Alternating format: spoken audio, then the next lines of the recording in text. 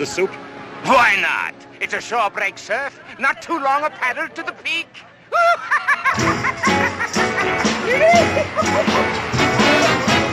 Here comes the wave of the day. They ought to be able to take off on it. They have!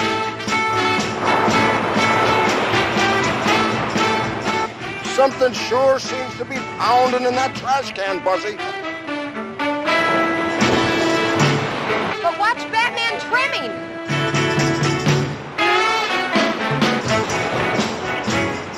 Look there! A shark!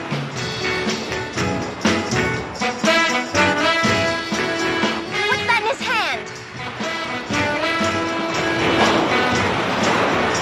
I just hope it isn't too late. That shark might have wiped him out on points. I'll check with the judges.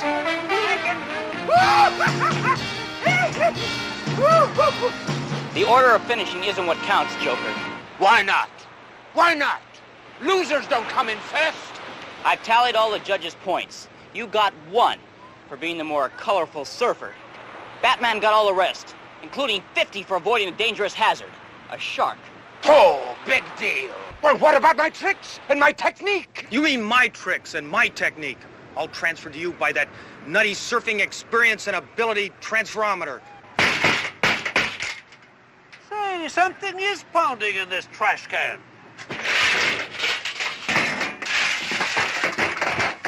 Hot dog Harrigan! It was just a little joke. Some joke, kidnapping me.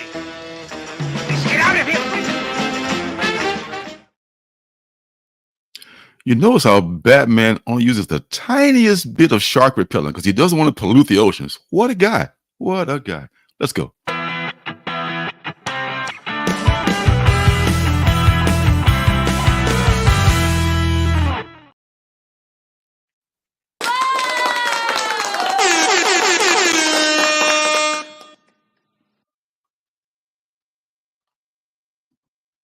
Hi there. There we it are. Hey. It's hard to navigate this linear system here. I'm still getting used to it. So, welcome everyone. I'm Lorenzo. This is my comic son, Circumstances, who guilt trips me every time I don't come on the show, and I love him very much. Not every time. I haven't done it one time. Yeah, only 50. I'm not sure how many times you've doing it. How many times again? I wasn't guilt tripping. I was just mentioning that at least 51. Our Wednesday night friend Sledhead made a first appearance on FOC and Chill last night. Episode 51, first appearance of Sledhead. We're still waiting on that Lorenzo first appearance. Maybe we'll ask Santa for that this year. We'll see. You're right. Nobody misses me. You guys have a great time without me. It's like inviting Grandpa to the party. The party is great even without Grandpa there. Like, oh, where's Grandpa? He didn't make it. And this week's guilt trip has been brought to you by, as it is every week, brought to you by the Alternative City Shop. I not only love reading indie comics, but I've self-published several indie comics of my own. You can find them on my Alternative City Shop, which has a link below this video. There, you'll find, along with my comics, t-shirts, stickers, and mystery boxes, you'll find pins and magnets that I call CBOs, or comic book originals, which are buttons, magnets, and pocket mirrors that I make from superhero comic books. These are one-of-a-kind items made from images cut directly from comic books, not photocopies, so each one is unique. I need everybody to do me a favor right now. Everybody lovingly caress that like button for me. Help us with the algorithm. Make sure you slam that like button as you're coming in. We've got Phil's Treehouse in here joining us for another Wednesday night show.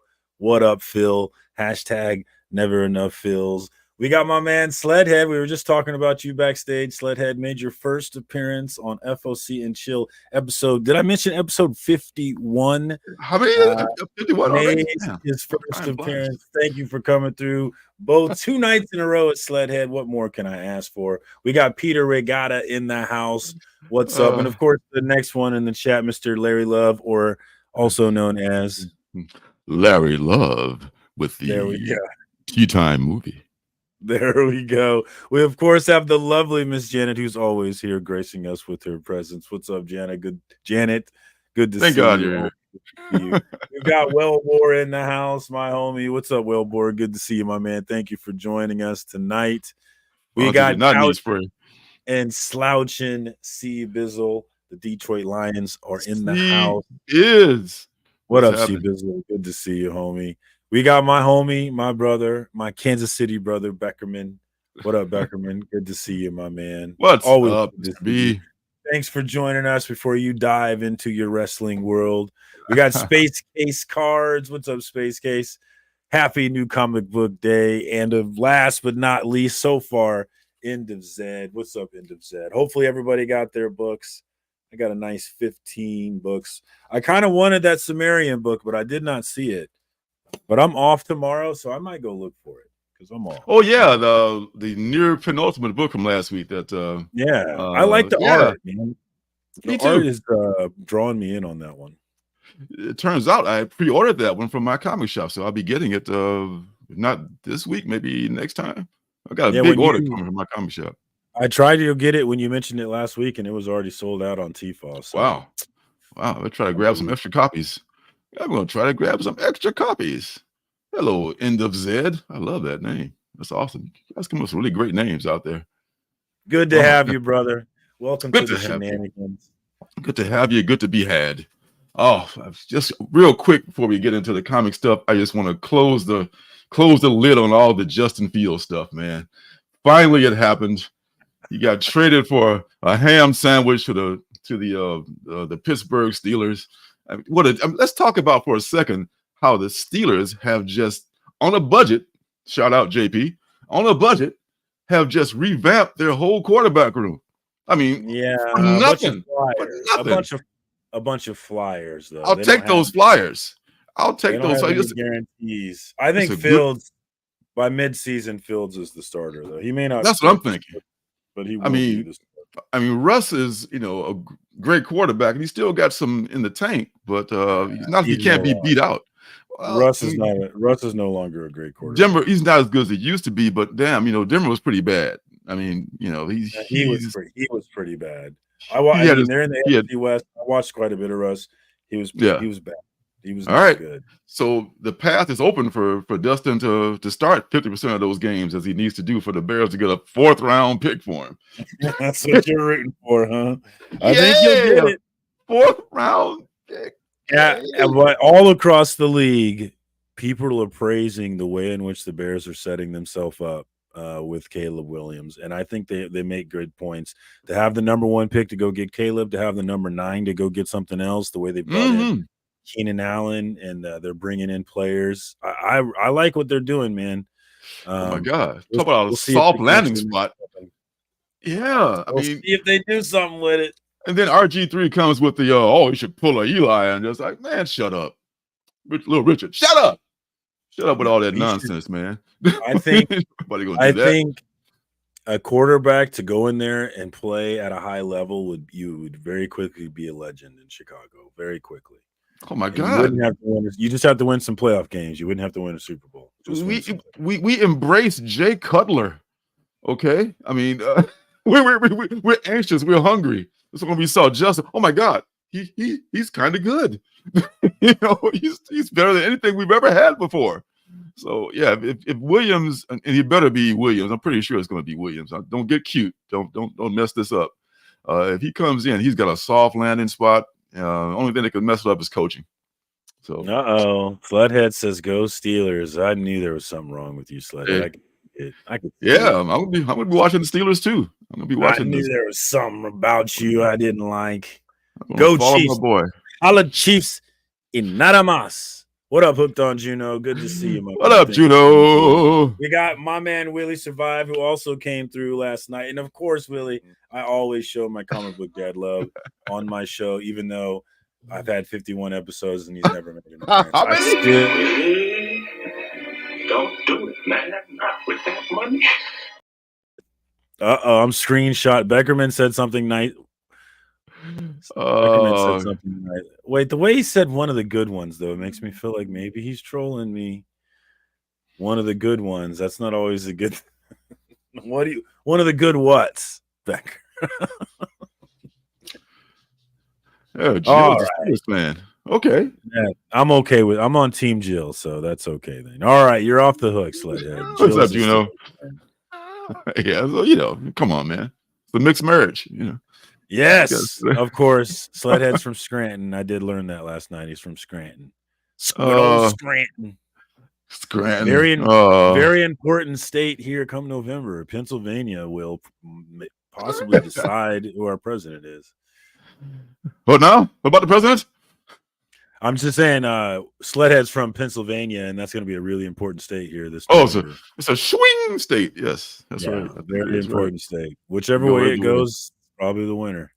God help us all. Yes. 'Cause that was how Trump broke the blue wall in 2016, as he broke through in Pennsylvania. Pennsylvania is a very important wall for those liberals, for those Damn libs. those liberals. Damn those libs. Damn them.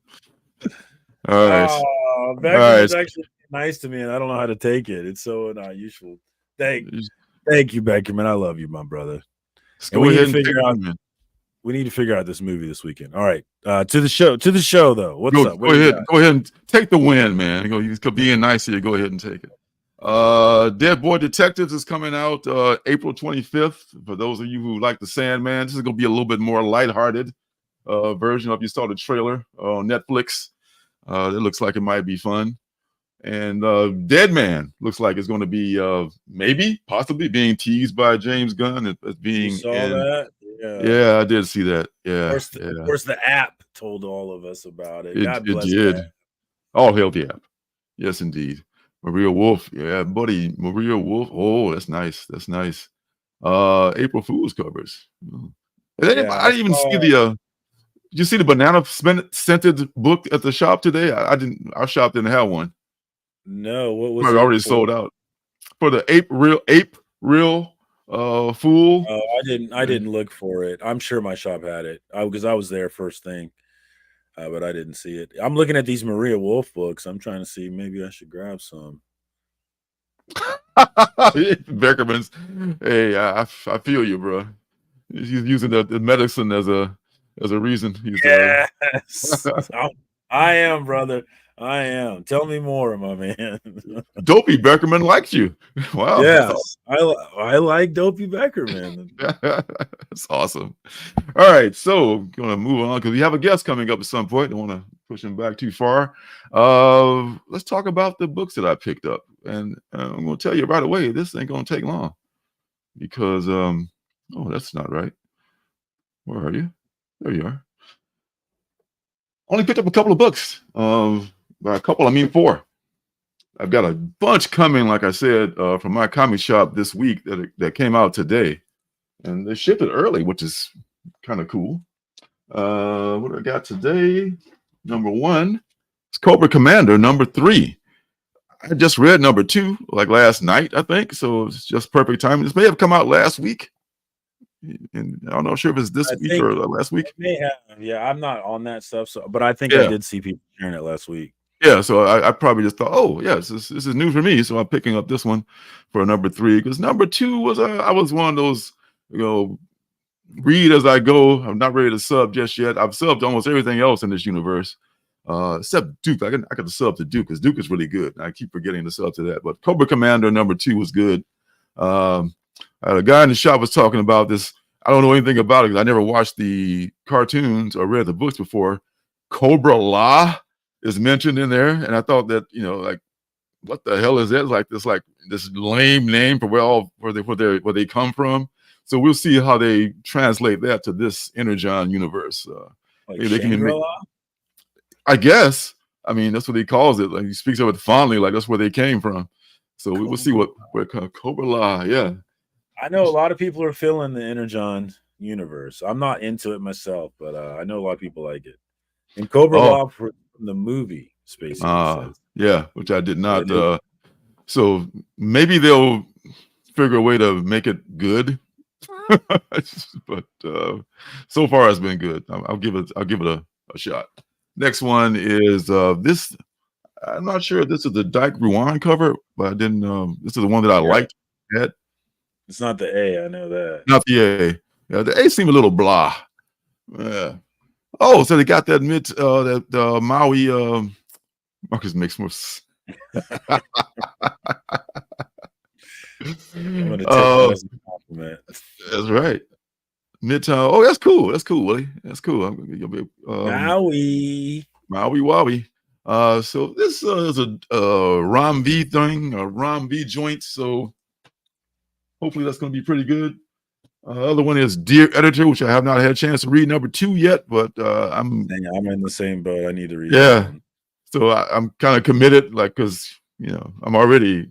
I got to find out what's the deal with Dear Editor. I just gotta, Mad Cave usually makes good books too. I think this is a Mad Cave. I like. We say it every week. I feel like, but yeah, I really like Mad Cave. They've got some cool books. Nottingham is coming back. Looking forward to that. Yep. Oh gosh, and the last one is Beneath the Trees.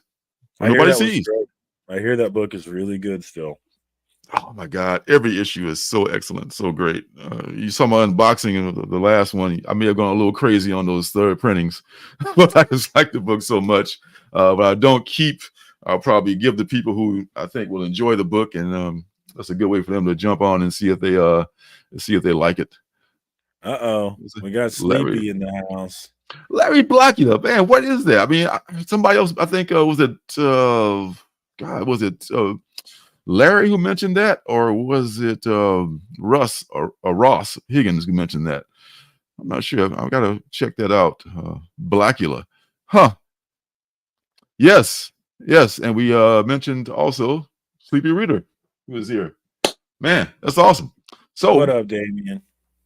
Sleepy Reader. I started. Oh, really?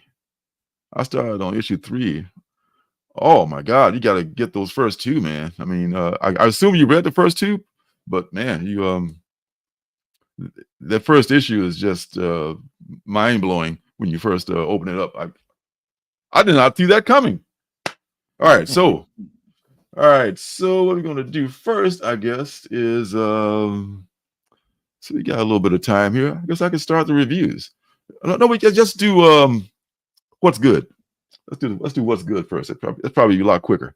So all right. So this, folks, is what's good that we're reading right now, and here it is, just like this.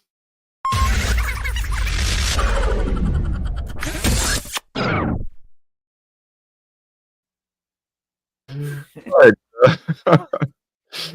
How about you go first?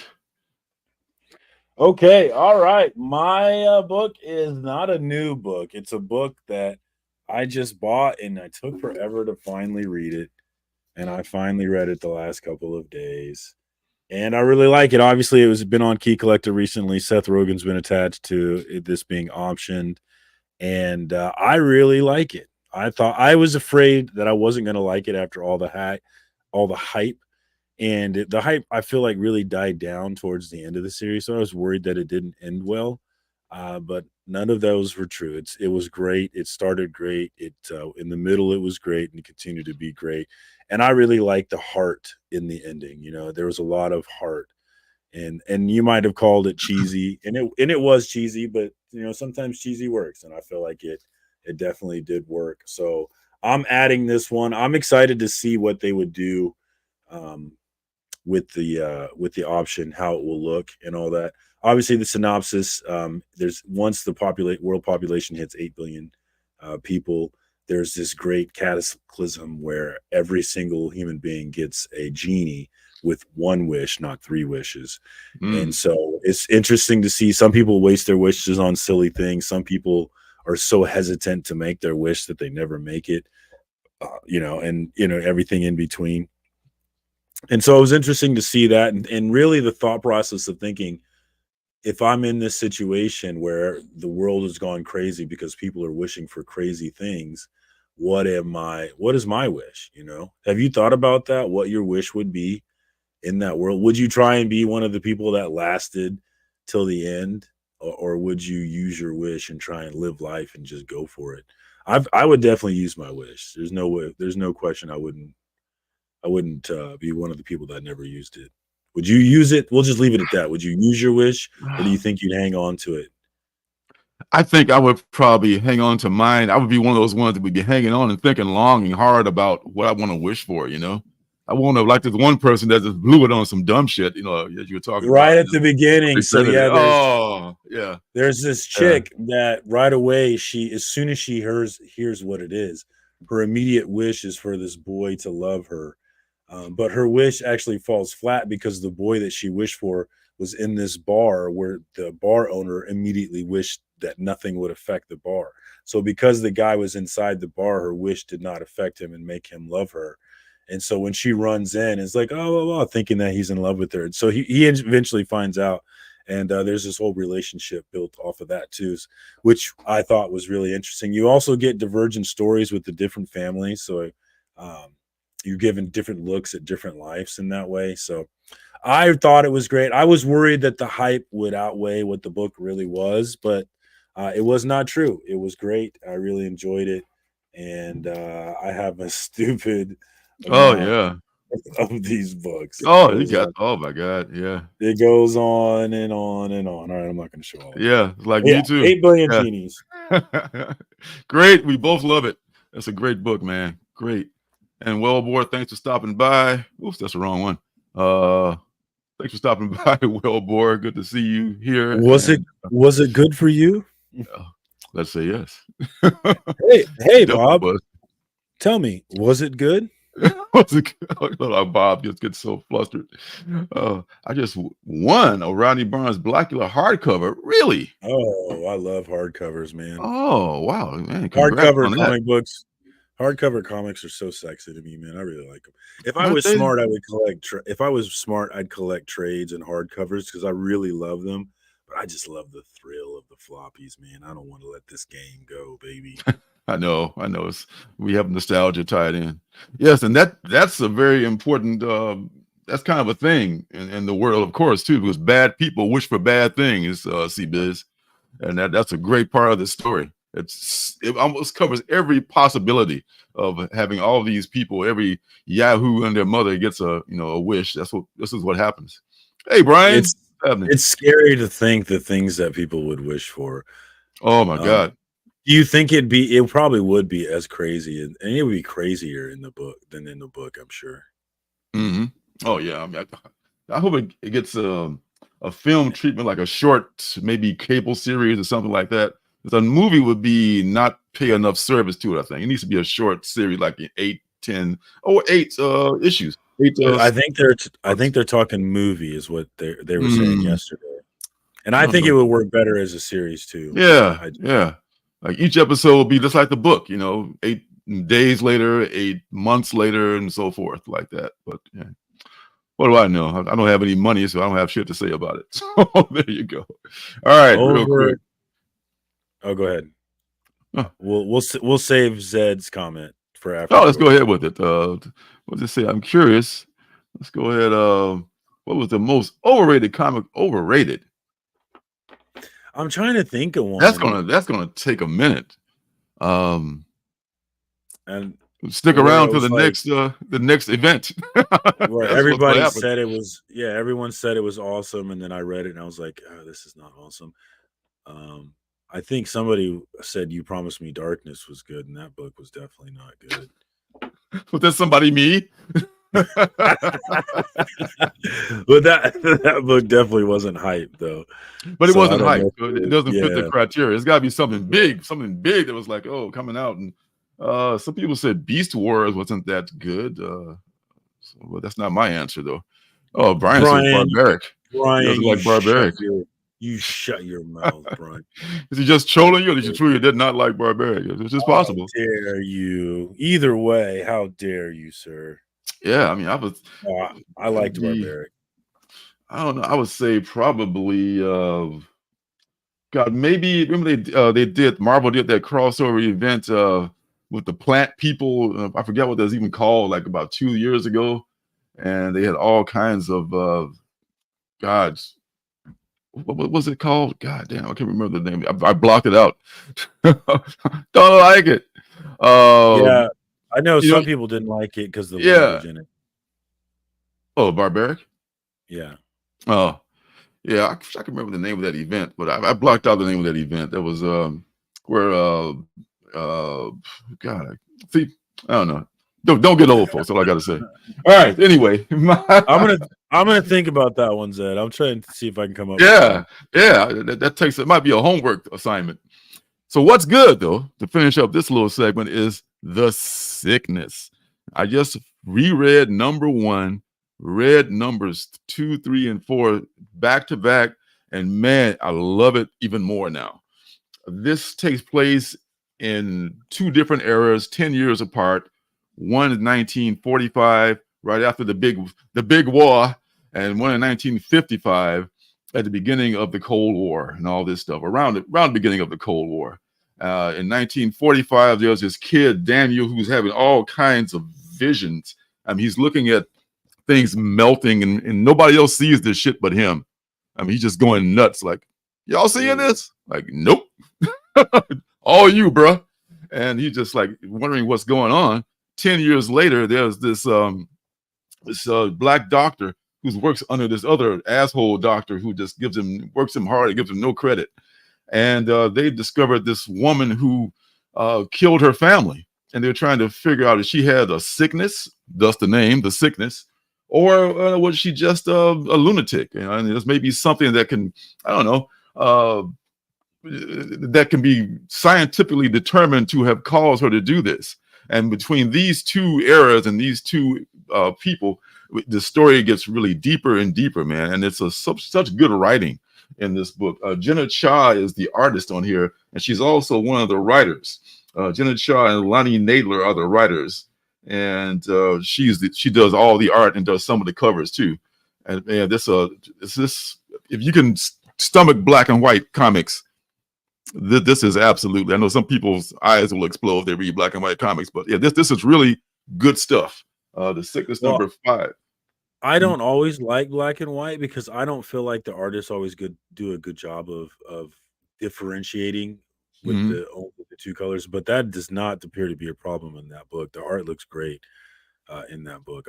You had one full page where the art would just looked really good, like just sick pencil art. So, This one here. Yeah, this the one where that's in the doctor's reality there, where he's working. He's becoming obsessed with this case. I mean, his wife is talking to him, and he's just like, and blah blah blah blah blah. But he's thinking about this case 24/7 because it's just something that's becoming all consuming with him. And I can't wait for issue number 5, which is in the previews for next week. The Sickness is something, man. I love the way it comes out. It seems like every few months, because by the time it comes out, I'm ready for it. You know, like, oh, thank God this is here. Rather than coming out twice a month like some books, Amazing Spider-Man or something like that. So it's way too much of a proliferation. Yes, I can make words up. Proliferation of something. I don't like that as much as I do just something it's welcome when it finally shows up. So that's my my deal here. Walking Dead. Oh, this is our guest at Board Game Comics. Walking Dead was black and white. Yeah, I want to say it was. Yeah, it was. Yeah. They're redoing it now in color, and it's a big deal. So you still, are you not up on The Sickness, Marcus? Not. Really? But I did like the way that book looked though on the interior. It looked nice. See if I can find you a copy to send you. See if you like it. I mean, you need to be reading this.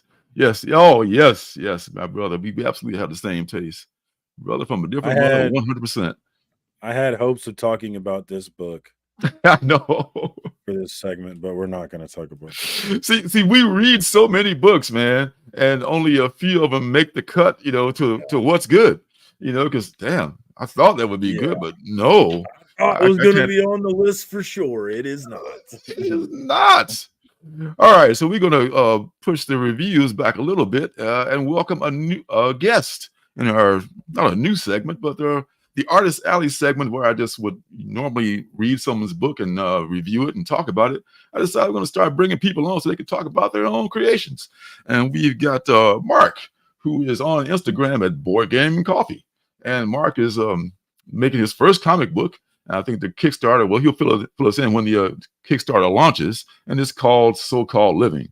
So welcome, Mark. How the heck are you, my friend? Gentlemen, how's it going? Good. Yourself? Oh, it's going great. I like listen. I was just enjoying your talk. I was listening to you guys talking about the most overrated comic, and it got me thinking. I was like, oh man, I don't know. There's because I've had personally a lot of comic. Like I got excited for I think it was Blackest Night, the Green Lantern story, Mhm. where it's like I think that was the one because they painted themselves into a corner, and then they came out with this cure for the problem that I thought was ridiculous that just came out in the last like 2 pages of the comic. And I was like, this wasn't even hinted at up until then. And that was I went off Green Lantern for a long time. So it was I don't feel way that's resolved. when the writing Yeah. feels crazy. Yeah, I don't like it when that happens. Mm. It's like they're Yeah. just winging it. I want to see the end right there in the beginning, staring me in the face. That's the kind of writing I love. Yeah, you want to Yeah. see some hints, you know, you like feed me a little bit of what's coming. Give me a taste. Even if I don't know it's there, you know, that's the best part. Like what you said, it's subliminal. Yeah, It's I don't hidden. want to know it's there, but I want to go back and watch it again and be like, oh, it was right there. That's my favorite stuff right there. Yeah. It was like you would never know it was there, but when you watch the end and come back, then it's right there staring at you in the face. You know, that's the kind of stuff I love. Yeah, agreed. Just a writer looking for an easy way out. I got no way out of this. What am I going to do? I know. Yeah. I'm just get this magic bullet right here and get out of it altogether. I can't No, now remember. that I think about it. Now I think about it too. Sins of Past. I don't know how hyped that was in the Spider-Man universe. Maybe people, you know, when Gwen Stacy allegedly had these 2 kids by the Green Goblin, and they show up to fight Peter, and it turns out that they only live for like a short period of time, and I just couldn't accept any of that, and I couldn't believe that Gwen would have an affair with the Green Goblin and have babies by him, and you know, I just no, I can't. I know I'm done with Spider-Man. That took me off Spider-Man right there. So yeah, anyway, that wraps it up. And Willie Survive nominates Silver Surfer Black, which I missed that Ooh, one. I only read the first one of that one, so I'm not sure. That's a Donny Cates joint. I'm not sure. Man, that guy disappeared, didn't he? What happened to Donny Cates? Jeez. Man, he's in the witness protection program or something, man. God bless him, wherever he's at. All right, so what's up, Mark? Let's talk about your ventures here. Yeah, I saw Link to your the Instagram is in the chat, by the way, guys. Yeah, I didn't get a chance to check out the you know, the package you sent me, but I did check out your channel on you're a very energetic guy about the board game stuff. I love you talking about that. So I can imagine how the comics are going to be. The art looks great though, so I'm excited about it. Yeah, thanks. Yeah, the art is amazing. Because I'm like writer creator, and Marco Leone is the artist, and I was lucky to find Marco. He's exactly what I needed for this book. But Awesome. and I appreciate you watching the channel. Yeah, that's like I do have a board game YouTube channel, Board Game Coffee, as you mentioned. But I'm trying to. Although I like doing board games, comic books is my first love. So like I wanted to try to get into this and actually do what I love. It always seemed like something that was out of reach. You can't do, like when you see movies and you see like great actors doing these movies, and you're like, that's not a real job. That's like what super people do, you know? Like Yeah. they act where like it seems out of reach for me. And that's what it kind of felt like with comic books. It was like, it's my dream. So to actually be able to do it, it always seemed like it was out of reach and not something I could do, something other people did. So I'm very excited to be able to, you know, start jumping into the community and writing my own comic. And so, and yeah, Very and cool. about the comic, yes, my comic is So-Called Living, and it's releasing on Kickstarter next week, actually, March 26th. And it's a different kind of read, but it's fun. It's and if anybody's curious, issue 1 is free on Global Comics. Just go to Global no way. Comics and search So-Called Living as it's written here. So, and you can read the entire issue free. And then the Kickstarter is for issues 1 and 2. So I felt confident enough in the story that I thought if I gave you half, that I could still get you to support me so I can continue writing the story. Because if the plan is for 8 issues. So if I can get these 2 issues funded, then I can do another 2 issues and another 2 issues and another 2 issues until the series is done. And the thing with indie comics for me is I like indie comics, but I never know, because I read a lot of comics. So sometimes I'll go on indie kicks, Marvel kicks, DC, you know, like I just like, now all I want to read, or I'll go back and I'll read like some old X-Men story. I was like, I just want to read through this experience again, like Age of Apocalypse. I'll just go through that one more time, right? Yeah. But I find that when it comes to indies, it's scary because you don't know the writer, you don't know the characters, you don't know the story, you don't know this world. So you're taking a risk with all indie comic books, to like, it's a scarier jump in for me. It's like, because if I buy a Spider-Man book written by this, like Brian Michael Bendis, then I know what to expect, right? If I can buy a Mark Miller book that's brand new heroes that I've never heard of before, but I've heard of him. So I kind of got an idea what to expect. But when it comes to indies, it's hard to get people's attentions because people are more cautious about where they spend their dollars and trying to get their attention. Hence me giving the first issue free. I want you to know me. I want you to know my characters. I want you to know my world. And the world of so-called living, for anybody who's listening, it's as I mentioned, it's different. And it's a world where well, the difference is how the world is experienced. It's a world that vampires, werewolves, zombies, humans, we all exist together. We all reside together. It's not like vampires are like living in the sewers and come out to just feed on people at night.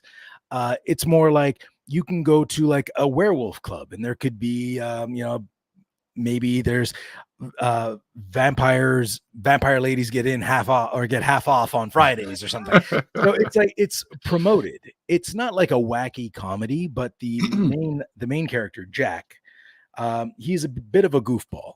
And then the situations around him and his buddies are goofballs, but the situations around them are rather serious. So they quickly get in over their head. And Jack starts off as a human. In the first issue, he'll get turned into a vampire. And the series kind of starts off with him learning to deal with this new way of living. So, and he doesn't deal with your typical vampire tropes. They follow vampire rules. So you're not going to open this up and be like, this is a vampire, but it's not the vampire personalities or the way they react that you'd recognize. Werewolves act different. So like everybody's a little different. How people respond to zombies is different, but they still follow the same rules as zombies, werewolves, vampires. So in this case, he gets turned, and for his first problem is he can't get into his apartment because it's apartment complex. There's like a no vampire sign. And as you know, as a vampire, if you're not invited, you can't get in. So now that he's a vampire, he can't get into his own apartment. So because nobody's gonna invite him in, landlord's got a no vampire clause, and then that kind of introduces a different aspect to the world where in this world I guess the race of people isn't a standout factor. It's broken into vampires, werewolves, zombies, etc. So people might have an issue against vampires. So hence the landlord, and then they get into this conversation about like being racist, and being racist in this world is completely different. Being racist means I don't like vampires or I don't like werewolves. So I am so racist. So that's the anti-vampirist. So it's a different world, and it's a dark comedy. So serious situations dealt with kind of like a twist. Think of like Friends meets Cabin in the Woods. Okay. Right. Wow. So, okay. And I guess that's my I'd say elevator pitch, but it'd be a long elevator ride. Okay. Yeah. Okay. That works. Yeah. I mean, someone I think it was End of Zed said the artwork is fresh. And, I agree. I do like the art, man. I have the link to all of his stuff is in the chat, guys, including the Kickstarter, which is launching soon. So you can click notify on the pre-launch page to make sure that you're ready to go when that one launches. And if you want to read it before you support it, that link is in there as well for Global Comics. So check it out. It definitely looks like something we should be jumping on. I'll be jumping on this one. So you sold me here. Yeah, absolutely. And Marco Leone, the artist, I was lucky to find him, and his artwork actually gets better in book 2, and we've started like rough sketches for book 3, and even his like just character concepts of some characters that show up in book 3 are already he's getting used to the world and used to what these characters look like and how they react. So if book 1 looks good, you're gonna love book 2 because that looks even better. And Awesome. I 100% believe that when Marco gets to book 3 and 4, they're gonna look even better. So cool. He's doing a great job. Now I see that you already have the project we love. Yeah, that shocked the shit out of. Sorry, I don't like. I don't know go for it. That shocked the shit out of me. I was on a Zoom call with like somebody from work, and I had to like I was sharing my screen at the time, and they happened to ask me, "How do I follow your Kickstarter? You got a book coming out, right?" It's like, "Yeah," and I was like, "Yeah, just go to Kickstarter, search So-Called Living," and I was like, "Oh yeah," and you find it right here, and I was like, I saw it, and I saw this green heart, and I was like, "What's this?" And I scrolled over, and it said "Projects We Love," and I was just like, "Oh my god!" Now they don't tell you, they don't message you and say, "Hey, I got no message." If they do message you, I'm still waiting. I haven't received. I keep checking my email because that graphic, that badge that you put on the thumbnail, I was looking into it, and somebody thought that maybe they send you an email and saying that you've been nominated and you'll get that badge to put on your thumbnail. But I never got emailed. I waited 2 weeks, and I was like, you know what? I'm just going to download that badge and just put it on my thumbnail myself. It was like, It's the same one. I'm not cheating. Like, they actually picked me. So I put it on myself. But yeah, I never got notified. I don't know if you get notified when the project goes live, or maybe I should check my junk mail. I have no idea. But yeah, I never got any notification. I just stumbled across it. So you might. I know I've been following another one, Kickstarter from Swagglehauss, and he recently got it as well. And he actually talked about the email that he got. So you might check. I gotta check my junk mail. Is he live? Wow. Yeah, he's live right now. He actually got his goal in 90 minutes. It was crazy. 10,000. Wow. Yeah, he kills. Ooh. Wow. And that's what I'm.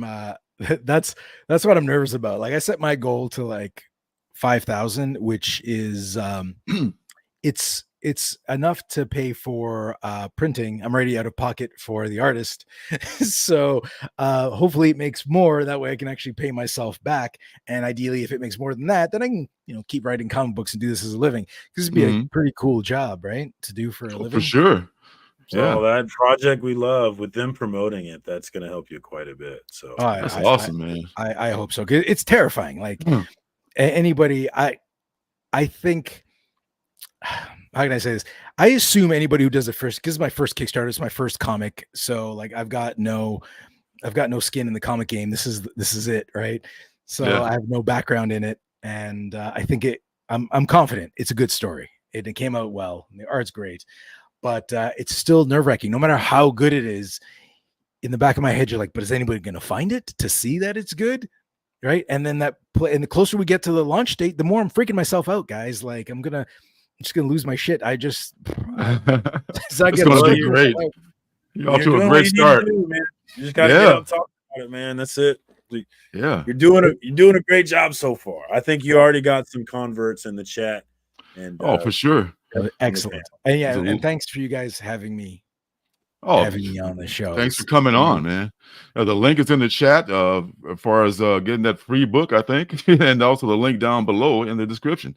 So it leads to your website. We got the Instagram, we got the YouTube, we got the Global Comics if you want to read the book, and then we also have the Kickstarter pre-launch page. So all of that's in the chat, guys. Definitely link up.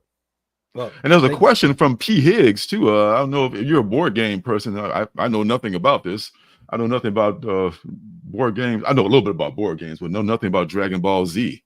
This person says, P. Higgs. Welcome, P. Higgs.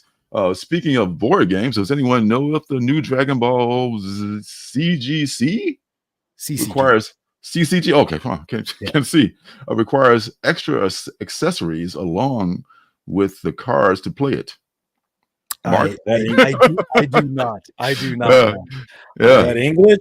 Was that English? I do not know if it does require that. I haven't touched do a lot of board games, but mainly for the last year, my focus has been like big box games with a lot of minis, and like I've recently put out like these how to play series of videos. One game had 6 videos, 6 how to play videos for one game. So that's a lot. Yeah. How long are these 6 videos? But now I'm curious to check out this Dragon Ball game, because one of our guys on the show that comes on for playthroughs and the odd review, he is his name's Chris. He loves Dragon Ball, and I love CCGs. So I might just get it to surprise him with it, because he loves Dragon Ball. I don't know anything about Dragon Ball. Like I love everything that falls into like the geek realm of things, that, you know, video games, comic books, superhero movies, card games, everything. Like I just like it all. Right. So all fun stuff. But some things you have to limit, because you can't like everything and do everything all at once. So animes where I limit the anime, and I just try to cherry pick the best ones and I watch them. Yeah, you know, only so much time of the day, unfortunately. Yeah, and I got a toddler, so. Oh my God, man, you're doing great to have what you have going on. For God's sakes, oh man. So hey, check this story. Check out Mark's Instagram. Check out So-Called Living. It's going to be going live next week. Next week, right? Yeah. Tuesday. Yeah, I instantly got stressed out. Yeah. Oh no, it's all downhill from here, man. Just open it up and rake in the money. That's all you're gonna do from here. So I don't want to take up the rest of your guys' show, but hey, very cool, man. Looking forward to the launch, man. I will definitely be. Hopefully, are you gonna have variant covers and things? Yeah. We've got like. It's books 1 and 2, and each of those books has 2 variant covers. So there's 6 covers total, 3 for book 1, 3 for book 2. And for if you guys like looking at comic book artists, Derek Loffman is a friend of mine, and he's done a lot of work for Marvel, like designing toy lines and things for them. And his Instagram's it's pretty up there. It's like 300,000 plus people, and I think total on all his social networks he's got like 500,000 plus. So wow. And he's run Kickstarters that are successful, and he's done one of my covers, which is great. He's a friend of mine, he's local, but he can't really help me with my Kickstarter, because my problem is, how do I get people to look at my Kickstarter? And he kind of cheated by, you know, putting like 15 years worth of work into cheater in his online presence, and then he just goes to Kickstarter and he brings these people with him. That's how it's done, man. He brought it with him. Yeah, like his experience isn't mine. So I was like, hey man, how'd you get all these people to like back you on Kickstarter? And he's like, well, I've got like total, if you combine all my socials, like 500,000 people, and a bunch of those people come to follow me. I was like, well, that doesn't help me at all. I'm not going to be able to get 500,000 people in like 2-3 months before my Kickstarter launches. So I was like, well, that doesn't help. I have to go a different route. But yeah, he did one of the covers. Also, there's this photographer from Toronto called Ashton Techno Prasad. He's also got a really good Instagram. He flies to like New York to Paris to take pictures of their cities. And since I'm born and raised in Toronto, because I'm Canadian, so I was born and raised in Toronto. Yeah, I'm wearing a Toronto Maple Leaf shirt right now, actually. Nice. But I wanted to, you know, like a nod to my city. One of the covers is Ashton's photograph. It's one of Ashton's photograph of Toronto, of the streets of Toronto. So I put that as one of the alternate covers. And then the last ones are now, before I tell you what the last ones are, I got to ask you a question. You've been on Kickstarter a few times, correct? Yes. Have you noticed a trend between some of the top money makers in comics, specifically their covers? There's a lot of big-breasted space women with laser guns. You know, it's basically soft-core porn. Yes. Sex sells. Now, sex sells, and I get it. And during my homework, I was like, I'm having this talk with my wife, and I'm like, all right, how can we let's look from what's successful. I'm looking at what's successful. And it's either IP or tits. And I'm like, oh, I was like, we don't have either of those. So because so-called living isn't about that at all. Right. Not at all. Right. But what it is about is kind of like having fun with ideas and traditions. So we have two covers called hey, Raisin. I went to Western Tech for high school. Did you go to Western Tech for high school? That's where 80s guy. Yeah. So Toronto. anyways, so I have these issues, and they're called the obligatory sex pot editions, with the idea that, hey, if you want to have a successful comic book on Kickstarter, you need tits and ass on the cover. So we took basically two of the female characters from each book, and then we made super sexy versions of them, and we put them on the covers as options if anybody wants to buy them.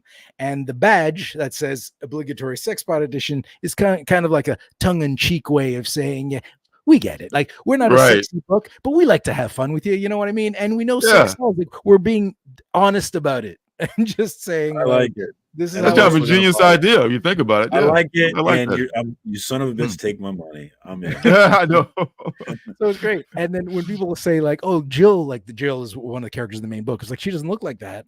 My response is always, do you ever go to a Comic-Con and you see a sexy version of something like SpongeBob? That's what it is. Because cosplay can make anything sexy. Like, how many sexy Mario and Luigi's have you seen? Oh my God. Like, almost all of them. They're not sexy characters. Yeah, no. Sledhead, I understood that reference, and hell yeah, baby. North York, West End. I lived in the West End. That's where I was. I grew up. Most of my St. Clair and Runnymede was my the streets that I rode my bike on. And Toronto is a beautiful city. I've only been a couple of times. I've been twice, I think. But I'd like to get back there someday. Maybe we can get back there one of these days. But I love Toronto, man. It's just like New York that's friendly and cleaner. And it's just a fun place. I've never been to New York, so I can't say. It's been a while for me too. Yeah, man. But thanks for popping on, man. And folks, go out. I'm going to support this. I know a lot of people on the stream, people watching on the replay, are going out and back this. And it's going to be great, Mark. Oh, I don't think we will, man. So, man, we're going to keep track of this, Mark. Thanks for stopping by. Hey, thanks for having me on, guys. Thanks for the heads up, man. Hey, good night. Good night. Take care. Oh, that was awesome, man. This is going to be This is his first. I was going to ask him. This is his first Kickstarter. Like, man, your first Kickstarter it's going to go great. I think. It's got to get started, I'd say. So, yeah. Yeah. Next week we're going to be having another guest on. This will be Thomas Nichols, who's got a couple of books out from what he calls TN Comics is his imprint, and he's got a horror title out. Staple Spine, if you're watching, he's got a horror title out, and he's also got a second title, and he's a stand-up comedian. So I look forward to that next week too. So it's gonna be fun. So all right. So without further ado, let's get these reviews going here.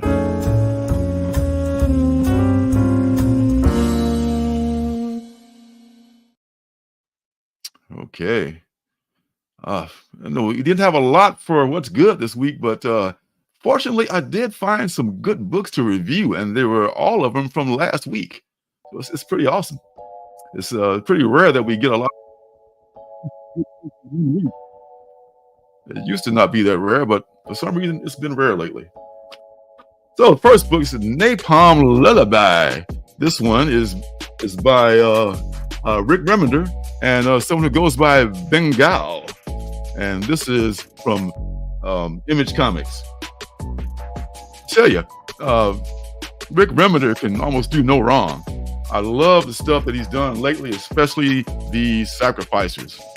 Now, this one's a little complex, a little bit more complex. This starts back in Nebraska many years ago. And these two activists, these like hardcore like religious fanatics, you know, they're protesting against God knows what, and then they're driving home, and they have almost like a Superman, super baby, not Lois, but the Kents, Martha and Jonathan Kent moment, when these mechs just come out of nowhere and start chasing this other mech, and the mech has like a little baby inside of it, and this little baby is a pretty badass mofo, because it just like reaches back and even as a child just destroys the mechs that are chasing it. And these parents look at each other like, whoa, what have we got here? Must be from the Lord. Of course, that's my first instinct. Like, it must be something that's bound to happen. He sent us a sign. Let's take him home and raise him as our own. So they take him home. 50 years passes. And by this point, the world has just changed a great deal. There's this thug who's going around stealing halos. Okay, he's like killing these I guess priests and taking their halos, because these halos are valuable in the black market, I suppose. So, and he's going to take these halos to this person that he's made a deal with to I guess to reimburse him for him. So, and he gets to the place, and it's like this brothel, right? And this brothel has got these people watching the door, and he goes in, and it's this elaborate fucking setup. You know, it's just like you couldn't imagine. And this is like very beautiful woman who apparently has got some weird powers, and she's paid him to bring her these halos. But then all of a sudden, like, the room disappears. There's a banging on the door, and it turns out this is all like, you know, not CGI, but it's like, Vision Quest shit. You know, this is all like a VR experience. A VR experience, excuse me. Get my eyes and my R's mixed up. So shit goes south. The brothel owner comes in. What the hell is going on? You see two other characters just come out of the blue who has something to do with this whole VR thing going south, and they snatch the halos and head for the parts unknown. So we're not sure what's going on yet, but something has happened in this 50 years since this kid was found, you know, super baby style.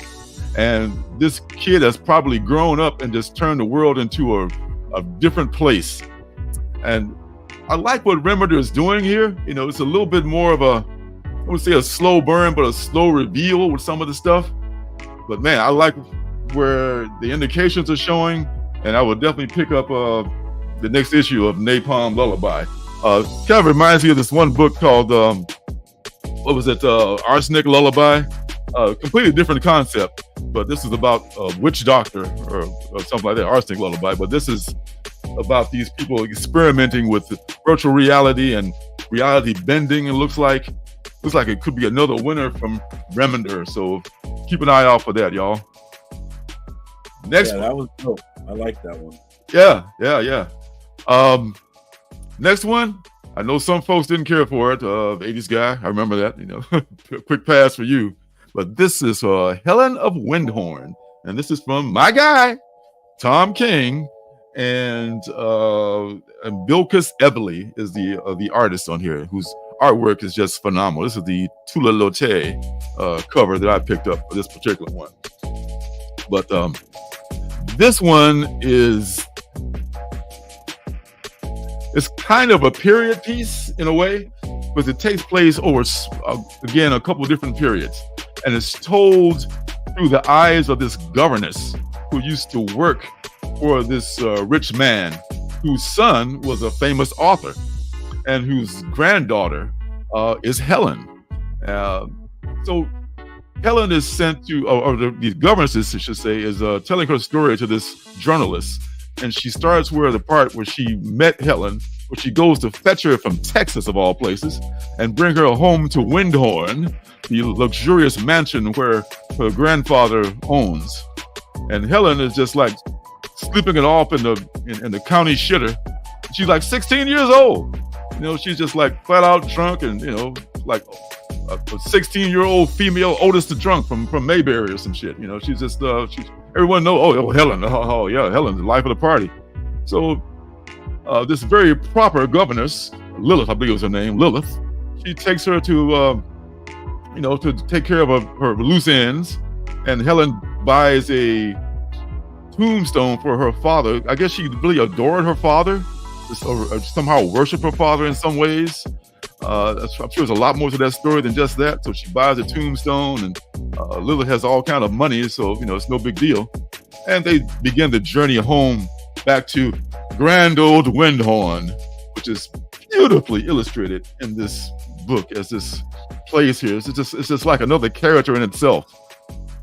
And Helen is just blown away by this shit. We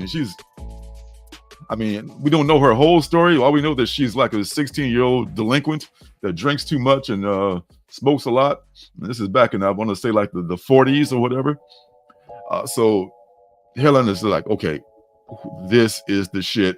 I want to see everything here. And they give her the grand tour of Windhorn, like, this is yours now, my lady. They show her luxurious bedrooms.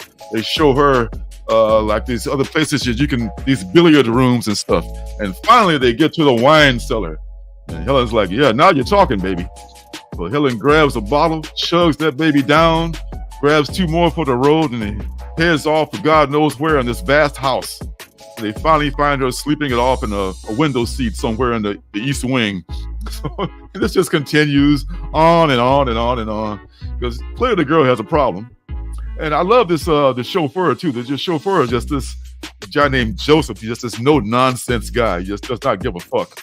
And the contrast of him as opposed to this very proper governess is something that I think plays well in the story. Eventually, Helen, she runs out of cigs. Hey, more cigarettes, baby. Go get me some cigarettes. You're my governess. Like, I will not do that thing because it's an improper way for a young girl to act. So Helen throws a book out the window and shit, but the governess being all prim and proper, just like, oh, tisk, tisk, tisk. What a horrible thing, So she's you can't flap this. She's unflappable. You can't flap this woman. But one night, Helen is like napping, and she always has like weird dreams. And I guess the governess thinks maybe she's just having DTs or something, or she's a fucking hard drinker.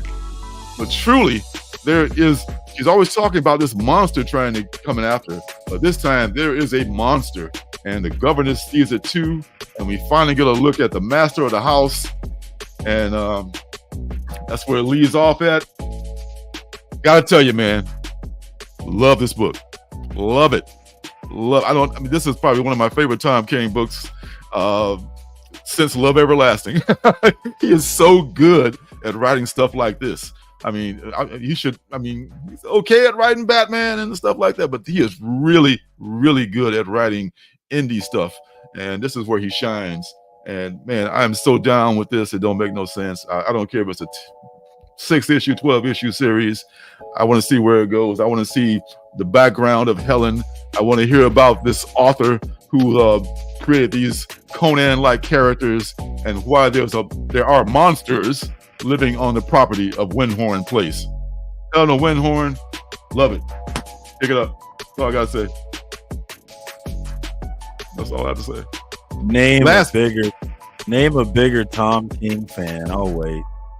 I ain't gonna lie. I can't argue with you. It is what it is. He won me over. He did. I'm saying that's why it's funny, is because when I first came to this channel, we were not fans of Tom King around here. No. Well, I just finished Rorschach, and I was kind of disappointed on that one too. But he's more than redeemed himself lately. So go Tom King. Last book is Little Black Book. This one is written by Kevin McComsky, I want to say, and last name Kuna, whose name escapes me, but McComsky and Kuna. I'll put it down there later somewhere. This one is awesome. This is from AWA, and let me tell you the premise on that one. Little Black Book. It also, for some reason, starts in New London, Texas. Shout out Texas for this episode. And these folks, it's the guy and his wife, his pregnant wife, sitting around drinking beers. It's so very King of the Hill too. Like, yep, sitting around drinking beers, talking about the names of the baby that's going to come up next month. So we're just going through that, and this guy drives up, and it's this fancy, kind of a Cadillac car. This brother gets out with a Colonel Sanders tie and everything. Say, hey, you wouldn't be Mr. So-and-so, would you? Yes, I would be Mr. So-and-so. So, hey, just some bad news for you. Your daddy just died yesterday in a house fire. He was like, all right, what else you got? But he left you a house. Oh, like, fuck that house. If you didn't communicate with me for decades, now he leaves me a house. And the wife's like, you better take that goddamn house. Have you seen my belly? So the guy offers him a pen. He's like, you need a pen, son. Sign it. So 2 weeks later, they're moving to Yuma, Arizona. Standing on the corner in Yuma, Arizona. Oh, anyway, they move on up like George and Wheezy to Arizona, right? To this nice big house his daddy left him. He's doing some work in the house. A couple of weeks later, he finds this secret compartment in the roof where there's a little black book. It's got all kinds of stuff like cleaners and stuff like that in different cities. So either his daddy was very meticulous about his suits, or his daddy this was not about cleaners. This was about gangsters, which it totally is. And they figured out what it was. A few weeks later, his wife gives him a call. Baby, I'm in trouble. I just ran somebody over. Like, the baby okay? Are you okay? So he digs out, for some reason, he thinks as he goes to pick her up, he digs out the black book. He makes the call. He calls the cleaner in the black book. And they meet her and him at the spot of the accident, and they take care of the shit for him.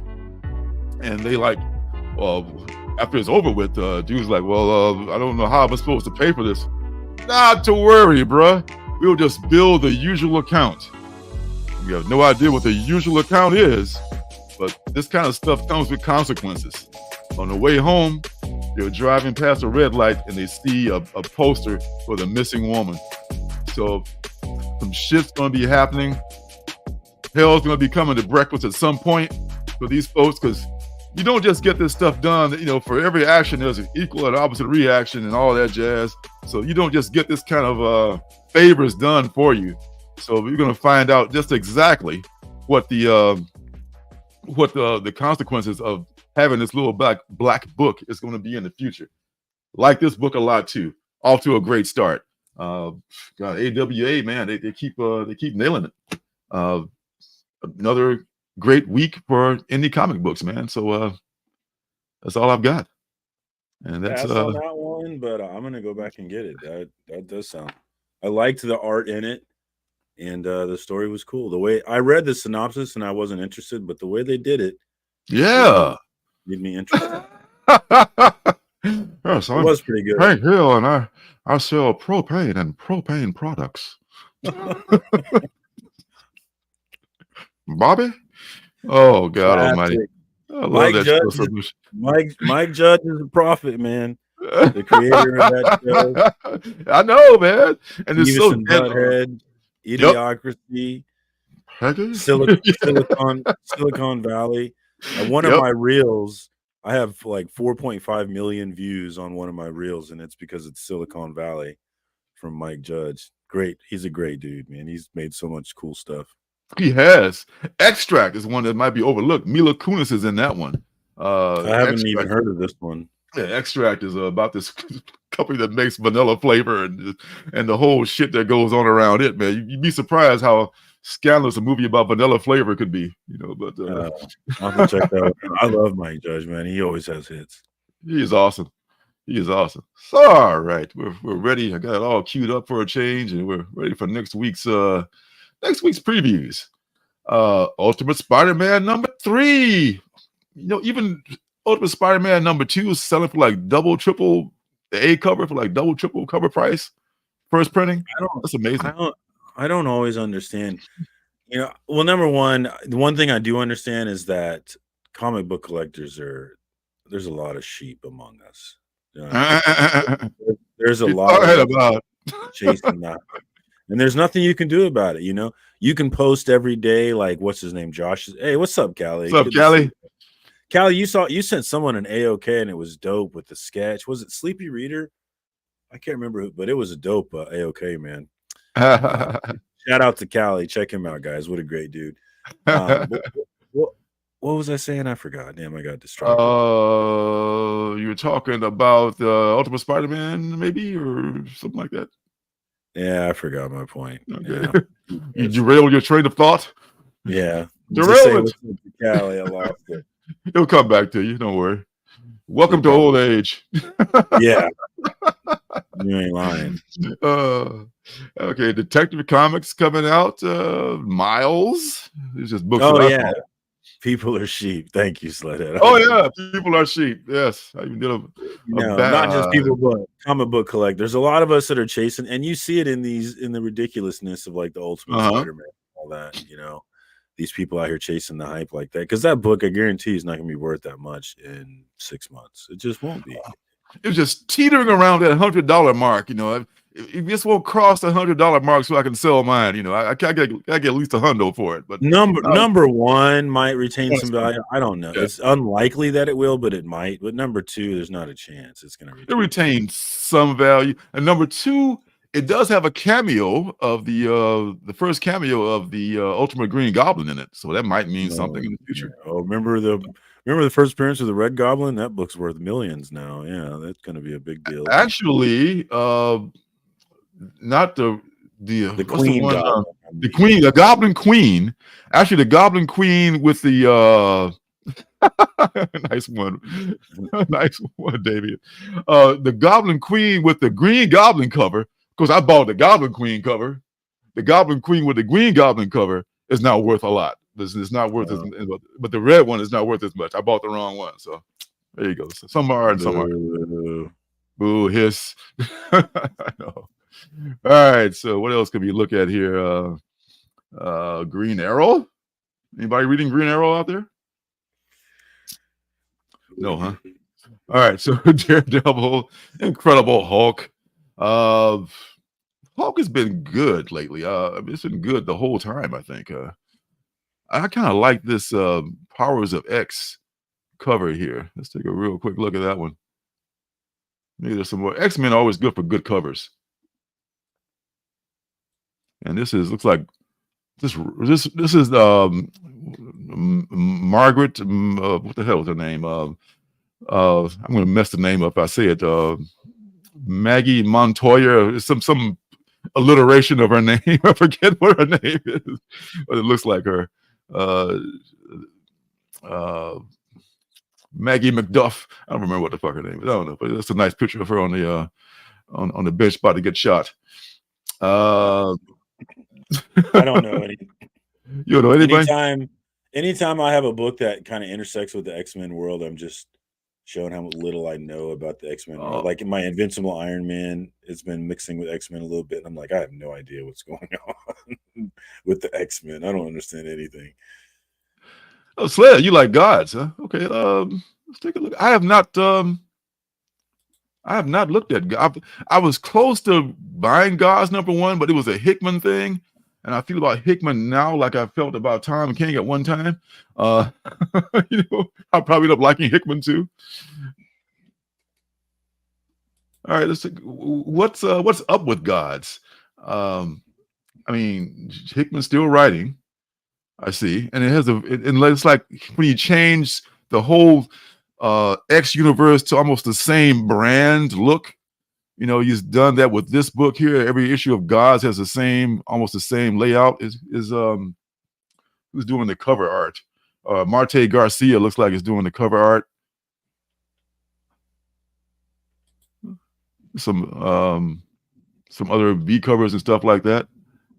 I like that Mark Brooks. That's nice. Like something big is coming. Something big. It's gonna be big, big, big. All right. Which one? The Mark Brooks? The headshot one, yeah. She's pretty. Still pretty. Yeah, she's pretty. Almost like my character Laser Girl a little bit, she has a ponytail. Yeah. That's a nice. I just don't care much for headshots, even though I do like to draw heads myself in my sketchbook. But sometimes they can do a nice version of a headshot. I do kind of like. Of course, there's a 1 for 50. Show you how it's made here. Nice. I like that. I actually like that better. That's nice. Yeah. This is very cool. This is what the the colorist takes and runs with it. The inker takes it, and then the colorist takes their work and makes it all colorful and magic. It's not magic, it's an illusion. All right. What else we got? Duke. I gotta get Duke number 3. I think I've got number 2 that I've got to read. Duke was good, the first issue. You're not reading any of the Energon universe, are you? No, I passed on it. It was a lot. It was a lot. Yeah. Like, I wasn't willing to commit to all that. That's okay. I mean, I heard the Penguin is good too. I'm not sure. I've got the first one, but I've not read it yet.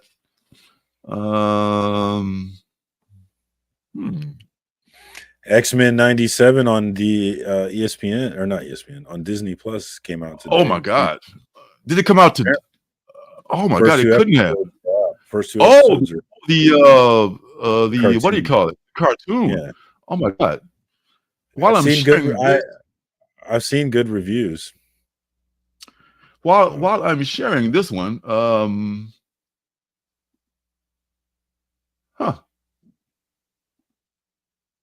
I'm excited for it.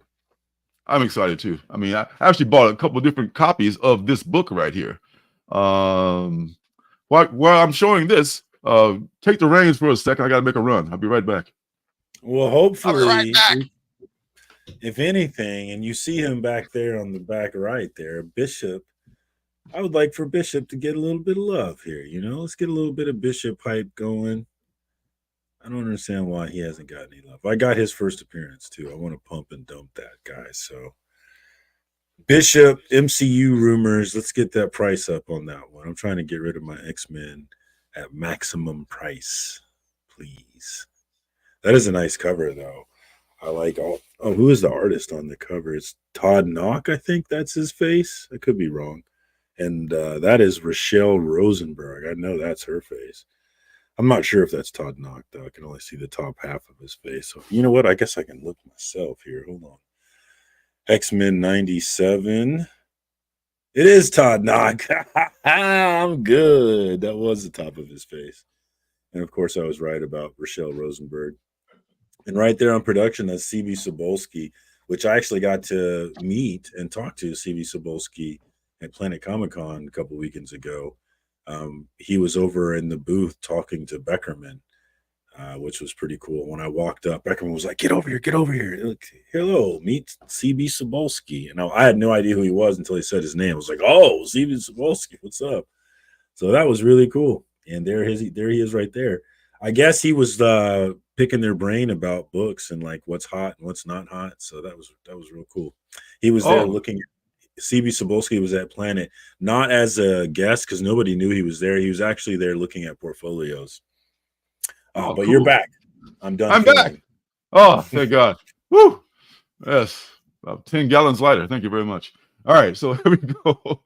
X-Men 97. This is highly anticipated here. I mean, were you a big fan of the cartoon? The cartoon? Yeah. Yes, it was a big deal. I remember it being a very big deal. It's such a big deal that grown-ups watched that. Like grown-ups didn't watch any of our cartoons, but grown-ups watched that one. And it was that big of a deal, man. It was generational. Yeah. I would catch it from time to time. For some reason, I guess I didn't watch it regularly, but I did catch a few episodes, and they were very good. It was a big deal. It was a very big deal. Back then, you couldn't watch it whenever you wanted, so you had to be locked in on Saturday. I know, man. Ready to go. You got to be in front of the television. Back in the day, kids, you couldn't just watch it whenever you want. It's really nice that we can watch things whenever we want and do things, but the unfortunate consequence of that is we don't have national experiences. We don't watch things together anymore, I feel like, and I think there's something lost with that. We still get it with live sports and news, but definitely not with TV or movies anymore. Yeah. Well, I'm kind of fine with that though. I like to watch stuff when I'm ready. I worry about the lack of a national experiences wearing on the cohesiveness of our society. We feel so separated, and I think it's because so much of what we do is separated. If you watch the news and you feel one way, you watch this channel. If you feel the opposite of that way, you watch this other channel, which is completely the opposite, both giving you the world that you want to hear. It's like we're all creating our own realities, and I worry about our ability to bring those realities back together. But all right, I'm done. You know what's to blame for that, don't you? The algorithm. The algorithm. Yeah. Oh, you like that? Here it is until it comes out your ears. Here you go. There's more of that and more of that and more of that. Just let me find shit on my own. Thank you very much. I don't need your help. But anyway, this is going to be, I think, pretty highly anticipated. A lot of people are talking about it. Not a lot of chat right here, but it seems like a lot of people are anticipating. And I bought several covers of this. Wait, who's the retailer? Oh man, I kind of need that. I have a Wolverine cover with that exact shot, and so I kind of feel like I need this one too. How much? Oh, the retailer the retailer cover? I think it's like Wolverine 12 or something. It's Wolverine and exactly that shot on the bed looking at the photo. It's the meme cover. Oh, this one? Okay. Yes. And so it's Unknown Comics. I would like to get this one to go with that one, actually. I kind of feel like I need this one. Damn it. I'm about to say this one's going to cost you. It's going to cost you. You think so? Let's see how bad. Oh, dude. They probably come as a set, and they price the trade dress, so you might as well buy the virgin too. I might as well buy the virgin and the trade dress. Probably coming as at least $35-$40, probably $50 for the set. It's a Tyler Kirkham cover. Trade dress for $10. Really? And the virgin is $30. So boom. There you go. That's not bad at all. I will buy 2 of those, actually. 2 trades?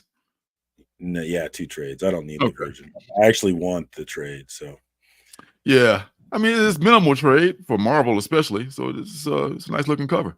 Tyler Kirkham makes some good covers. Ben Harvey does Rogue.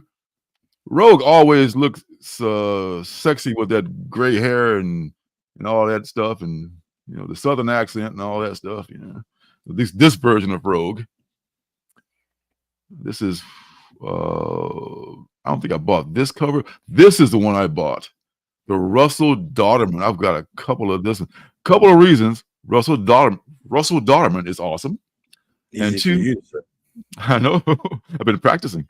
Russell Dauterman is awesome, and it's a bubble blowing cover, which I've become one of those converts that whenever I see those, I just buy them because they're kind of cool, because they're odd. And then there's a group of people who really, really, really, really like them. So bottom line is going to be somebody who's going to buy a bubblegum cover regardless somewhere, just because of that reason. And it looks awesome. And it's kind of upside down too. It's kind of like, totally like, it's in landscape. It's not in portrait. Very cool. So I'll be looking forward to that in a couple of weeks. For some folks next week, for me, a couple of weeks, because order from mycomicshop.com. There's a Spider-Verse, more Spider characters, Spider-Verse and Spider-Punk. Will the Spider characters ever end? Unlikely. All right. Conan's rolling along. I know you're reading that. You're still happy with that, Damien. The first few issues were good. Batman Dark Age. This is one of my favorite people, one of my favorite teams of people, I guess, because it's a man and his wife.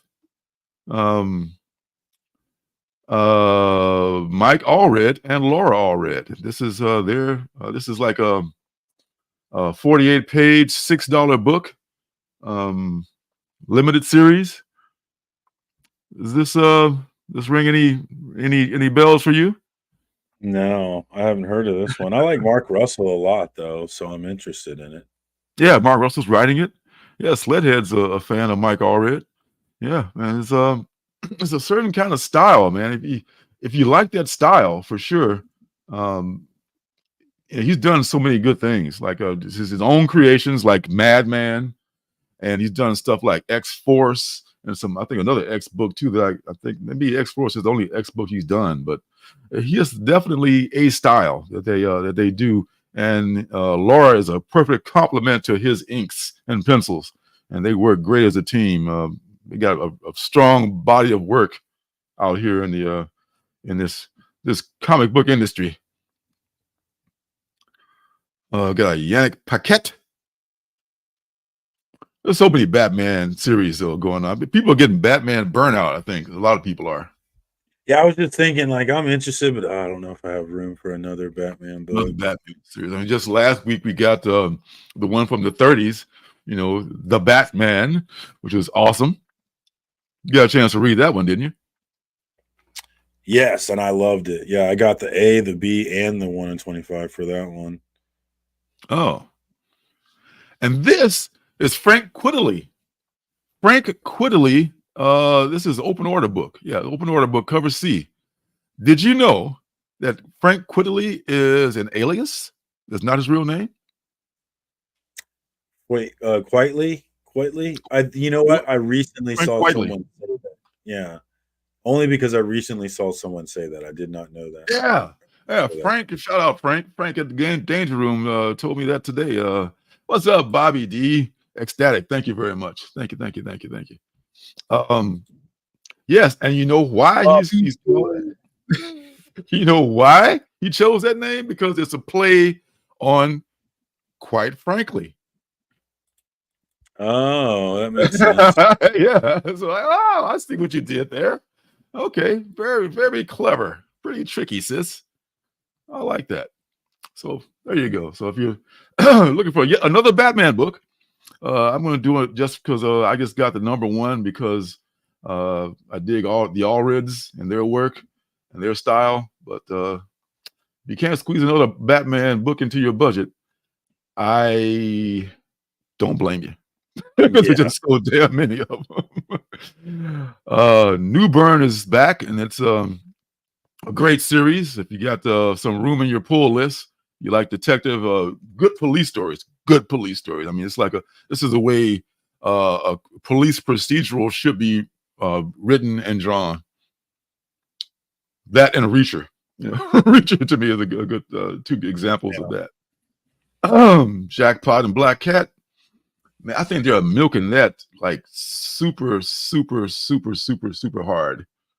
I mean, I think first we haven't seen what Jackpot can really do yet, because she just basically Mary Jane wearing some sunglasses, and they're just milking the fact that, you know, this is Peter's girlfriend and a side piece. I mean, this is all this is about. This is all this is about. It is two characters, the two hot characters from Peter's life that got together, and they got a book now. That's a book now.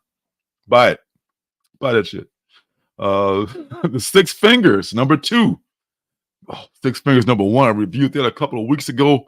Man, that shit is good. That and the One Hand, which I think came out last week or this week. I forget which. But I'll be getting that with my comic shop order too. So get that. Philadelphia, I'm stacking those whenever I see them.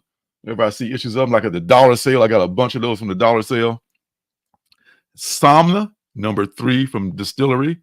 Haven't had a chance to read #2 yet, but it's very sexy. Yeah, so get ready to spend $8 more. And not only that, check this out. This is another one this was very close to being the penultimate book. But I don't know why I didn't make this penultimate book. What was I thinking? But the candidate that I picked is very good. White Boat is another one from those Distillery folks. And this one is written by Scott Snyder with art by Francesco Francavilla, one of our main guys. Have you heard about this? Yeah, I read the synopsis when it was on FCC. Yeah. I kind of like. I decided no, but now that I can see Francesco's art, it makes me wonder what it looks like inside. Yeah, I mean, the idea of being trapped on a super yacht with some crazy shit going on just intrigues the hell out of me, because, you know, I have this fear of water anyway. And this is just like, this is just like, oh, you're just playing with my, my fears now. I'm pretty sure I pre-ordered this, at least the A cover, because this is also another 48-page, $9 book from Distillery. They are all very good books, well produced, but a lot of folks don't have, extra, $9 to spend every week. But so far, every book they've done has been worth it.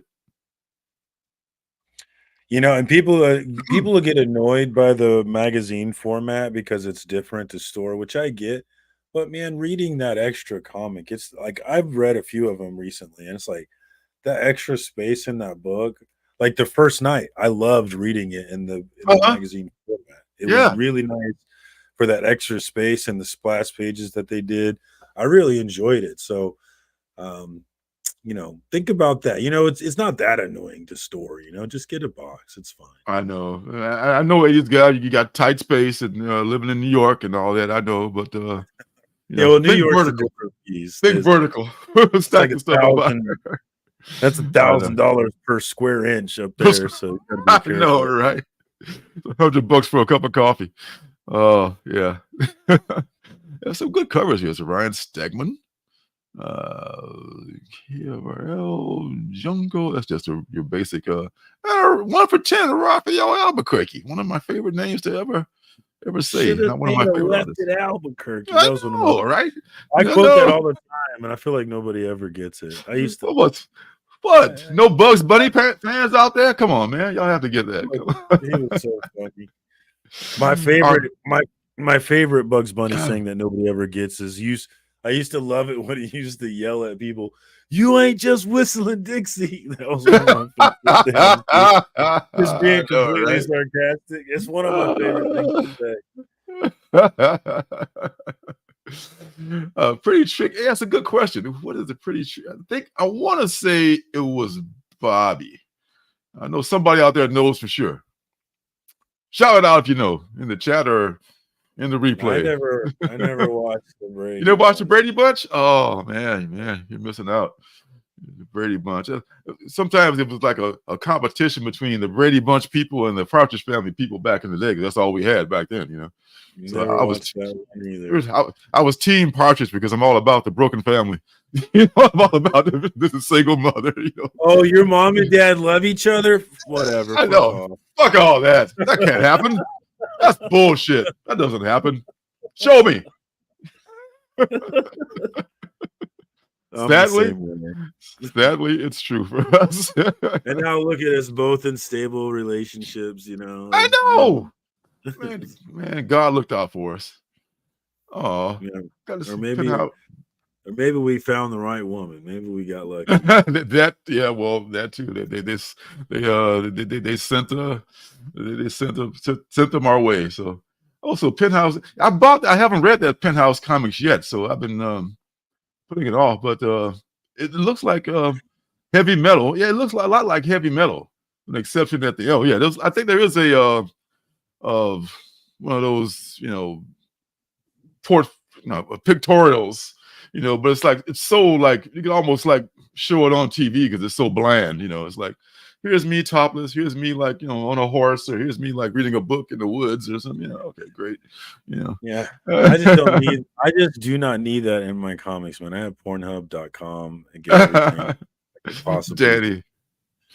Everything I could think of. I don't know why I would need it in my comics. It doesn't make sense to me. Yeah, I just got it because it was a first and there was a Jeff DeCall cover. Some folks are excited about it. I'm not judging, Dad. I'm not judging. That's okay. Nothing happened to Danny, did he? Is Danny still around? Danny Partridge? Danny Bonaducci?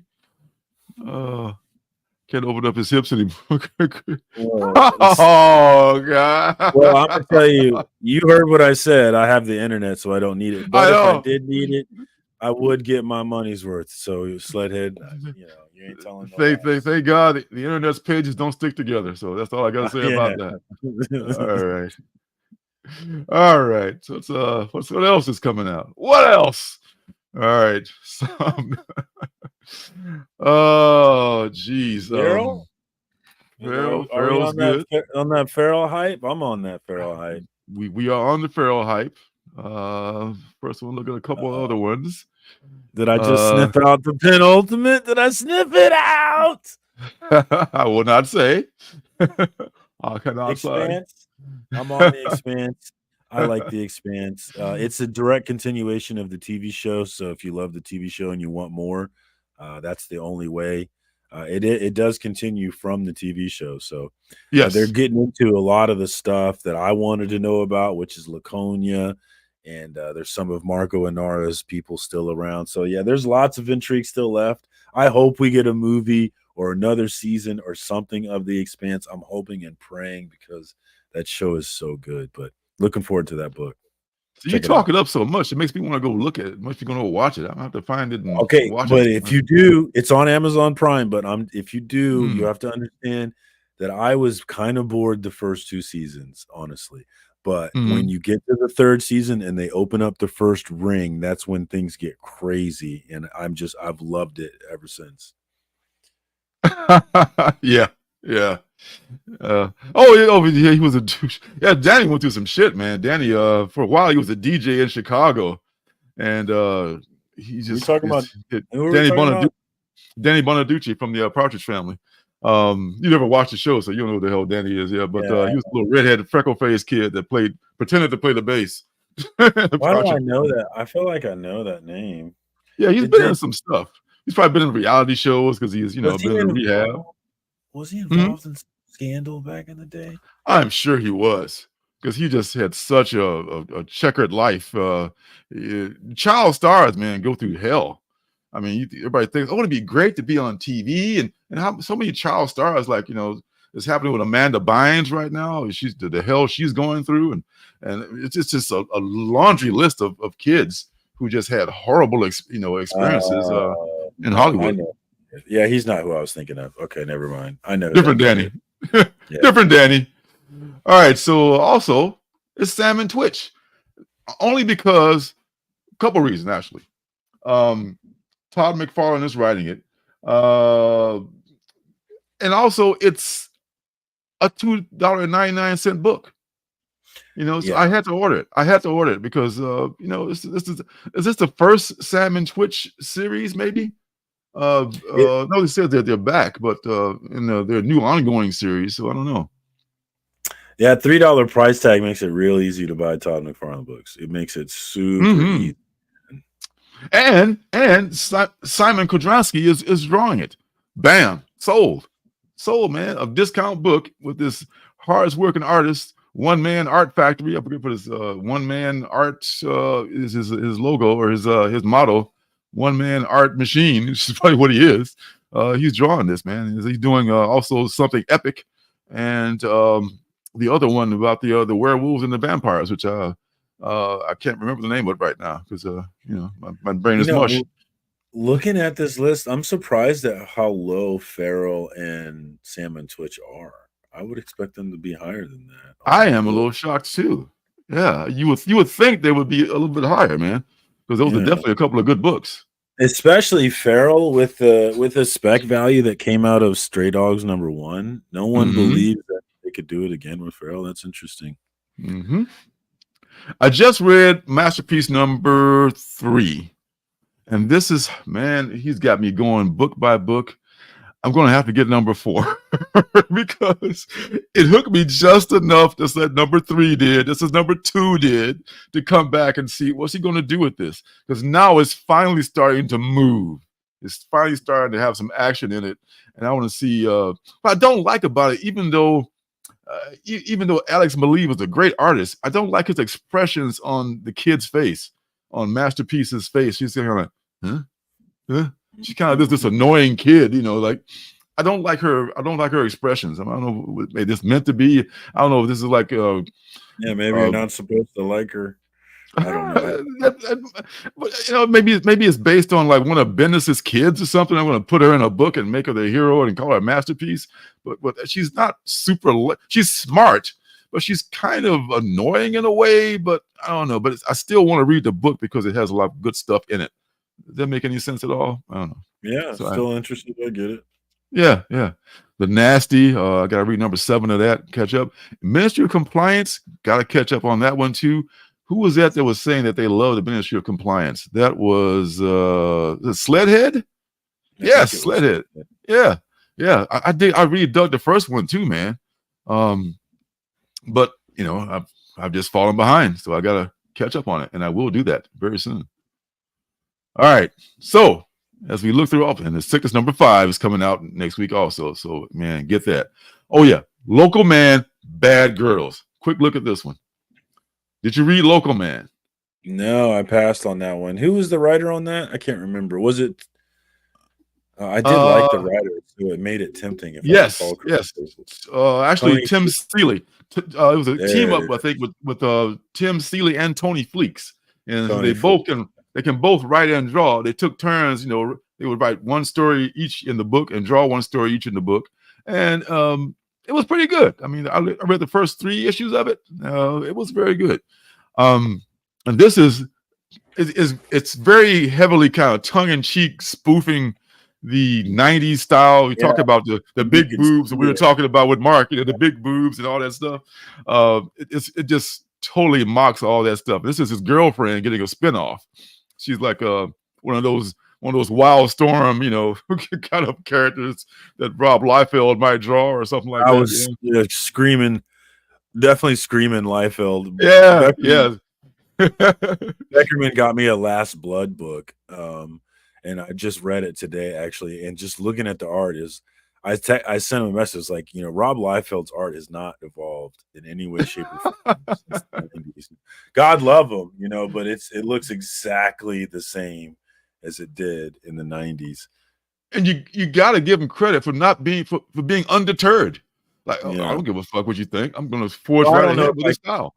I think if you're you know, a man of your craft, and you're like Neil Adams, you're always looking to get better. But I don't think that he's focused on the art like that. Obviously, I think, look, like, what are you talking about? It's fine. It's a throw. I mean, it was a nice throwback to a different time, though. You know, I felt like I was in my room listening to Bobby Brown, reading some Rob Liefeld again. You know, like I was a kid. Yeah. Oh wow. Did I ever share this one? I never shared this one. Oh yeah, okay. He is a peak. Sometimes I leave you guys. So this is local. Yeah, Tony Fleeks and Tim Seeley are writing this, and this is a Tim Seeley cover here, and there you have it. Yeah, those look like 90s women. I like women now where they got curves now. And one quick one here, DC Primer.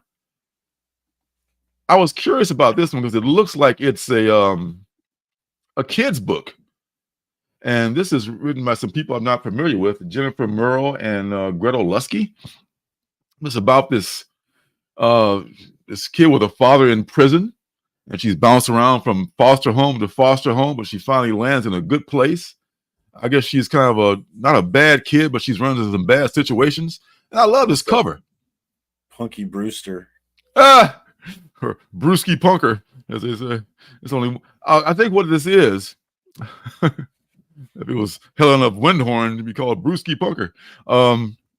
She's, I think this was done actually as a Kickstarter, maybe, and it was like a trade paperback, and now it's being serialized into floppies into 4 different issues. So it looks like it might be a kid's or maybe an all ages book, but just throwing it out there for you guys that like that kind of stuff and have kids and so forth and so on.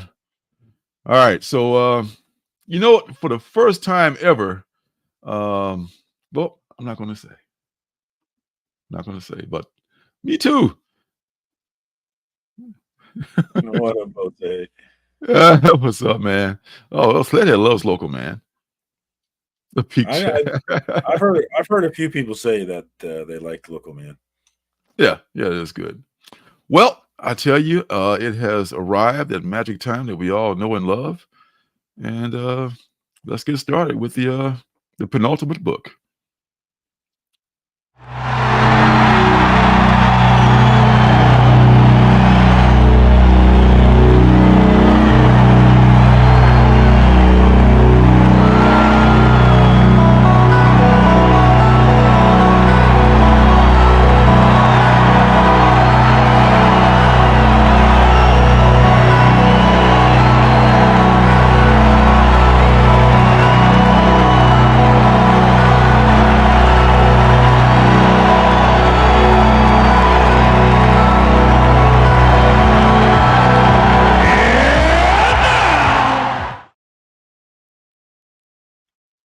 time for the penultimate book. And this week, that penultimate book is Pharaoh. Yes, for the first time, you guessed it right, sir. You did it. You are the champion of the world. Sniffed it out. You, sir, are amazing and awesome.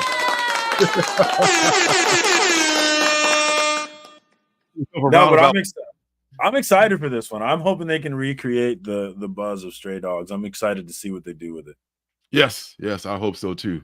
And fortunately, they have a little bit of a trailer.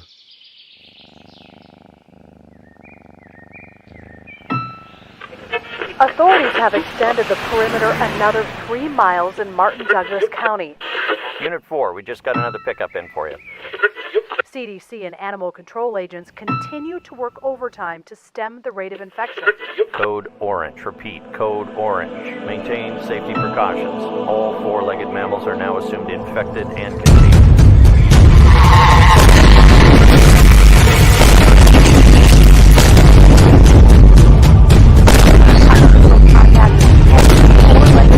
Eliminate on site. Follow emergency procedures for disposal.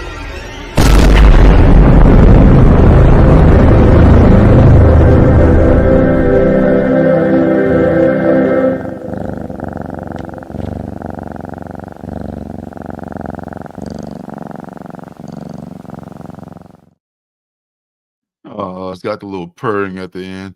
I'm excited about this too.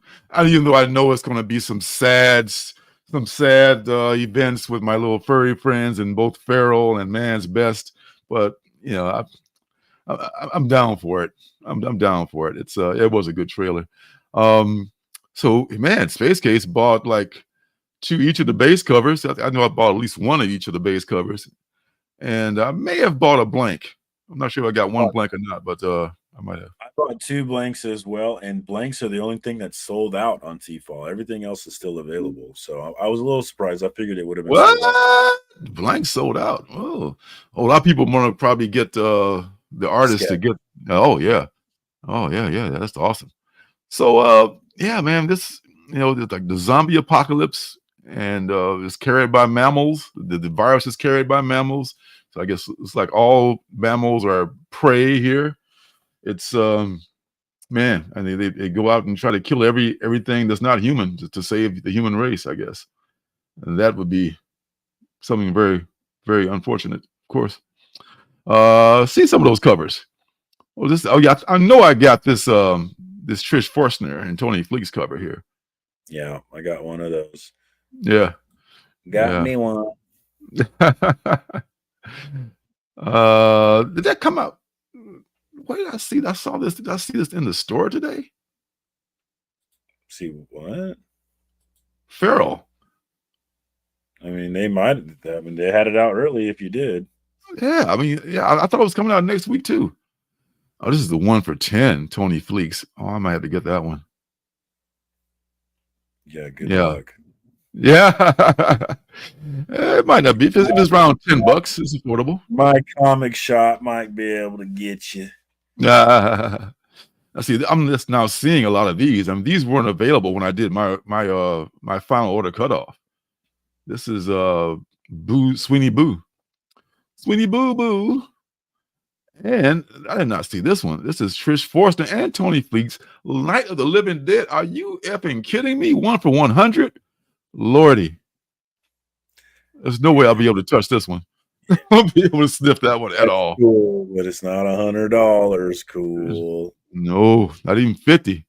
I can't even swing 50 for that, man. This is nice though. I like it. If they had like a what's Night of the Living Dead though? Yeah, it's not going to be yeah.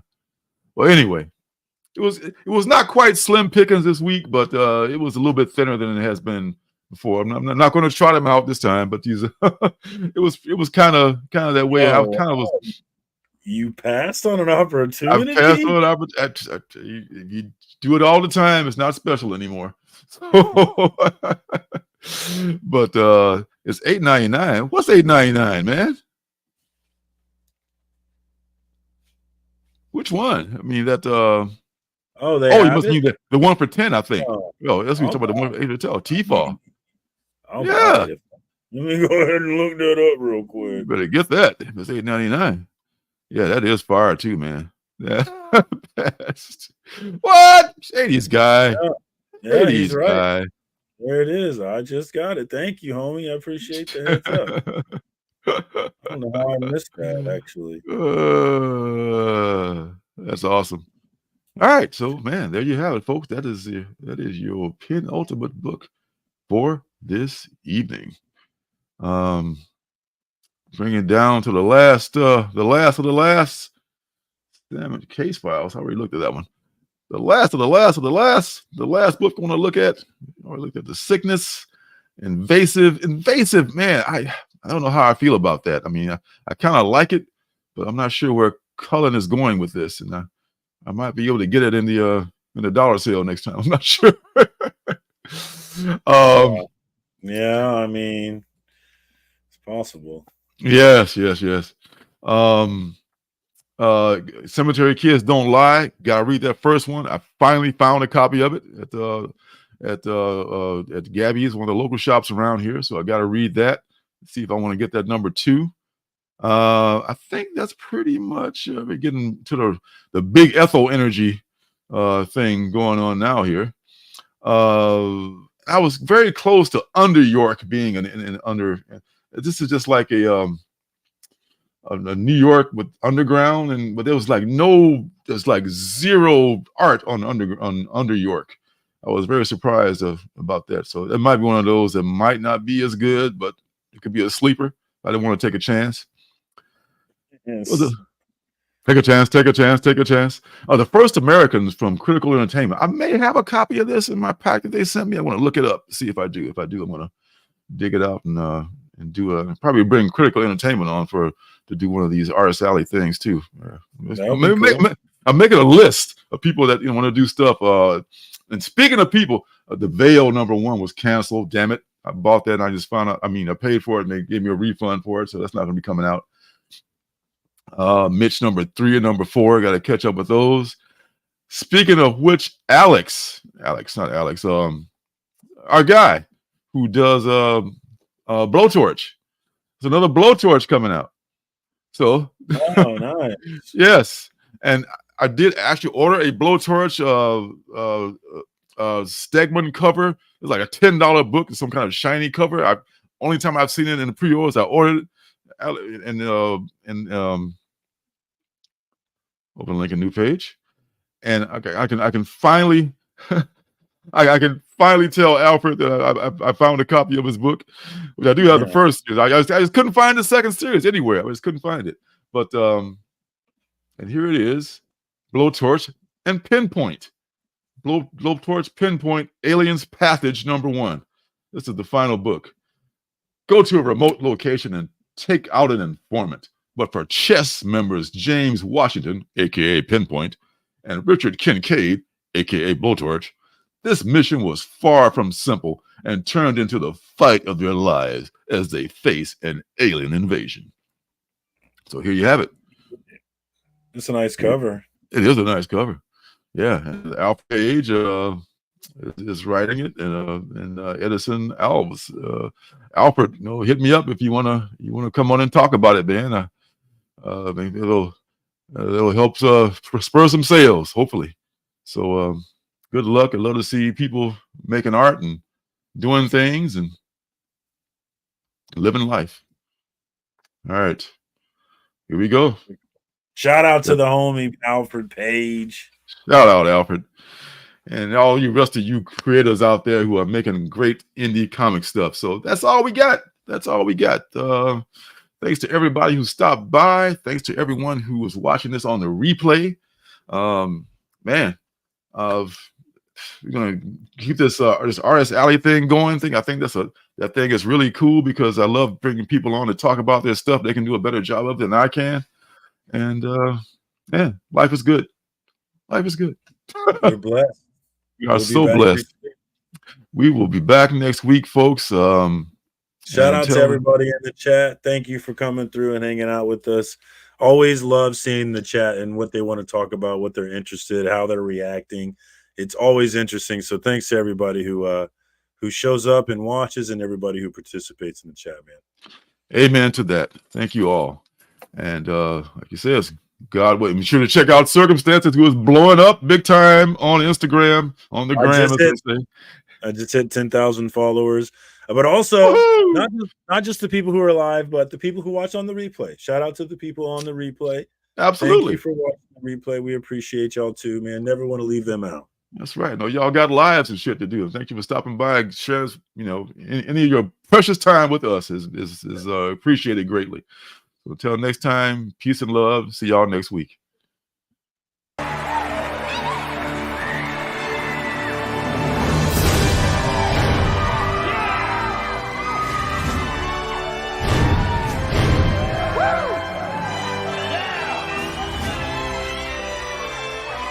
Denver!